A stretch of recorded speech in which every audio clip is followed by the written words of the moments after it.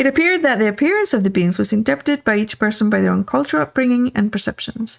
They asked me to visit with them the next time they went up to check to see what the beings really looked like. What do you really, really look like? I want to know. And it took a few months before the next event ever happened. Yeah. The day before the trip to the spaceship was interesting, as I could see there was an odd energy among the community members, almost like nervous or excited energy. Everything from short tempers to excitement about things that were energizing to them. One of the decisions I made, which at the time made me giggle, was to wear a nice set of PJs. So I knew it was coming, but I didn't say anything, remember? I remember. I didn't want to ruin anything, so I just didn't say anything. But I chose some really nice PJs that night. I woke up on the ship. I could see that Larry and some of the community members were already there, asleep on what may be described as raised, narrow beds. The beings were beautiful, light-energy humanoid creatures. They were happy I was there, and they showed me around many rooms and large halls. I tried to pinpoint our location. Were we in space? Was it a ship? The answers were yes and no to these questions. I had to define what I meant by space and what I meant by ship in order to get more accurate data on where we were.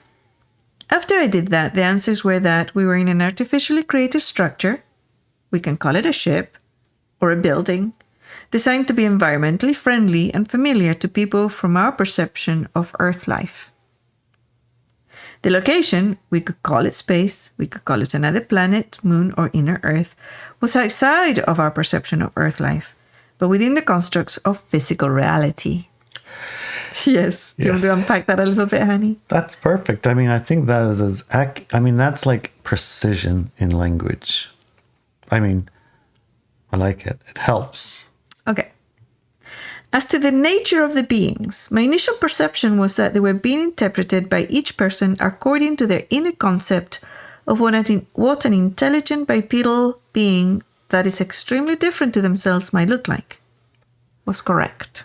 Right. And mine is definitely mantis. Because when I was in Hawaii the very first time, a mantis crawled on my arm, walked up to me, and then his head went like this. Looked at you? He looked at me like, Whoa. oh, that thing must have some smarts in there or something, because it felt connecting. Yeah. You know, it felt like it was connecting, Looking at you, talking, and it's totally not like you were him. a tree or anything. No, it knew I was a person, and it knew I was what I was, and it just felt like it knew stuff.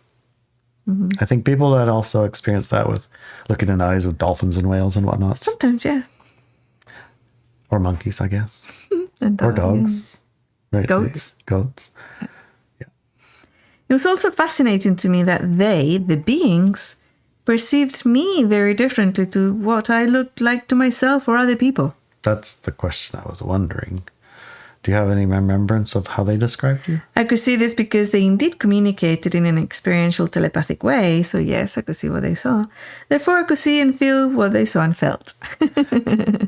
Do you remember enough to describe it to the rest of us? Or do we have to Well, experiential telepathic do it? well, yeah, it's really hard to describe because Yeah, I thought it might be. they saw like a multiple variation of colors and kind of wavy things. Oh, cool. That was bipedal in nature. A wavy, colorful thing that had two legs. Yes.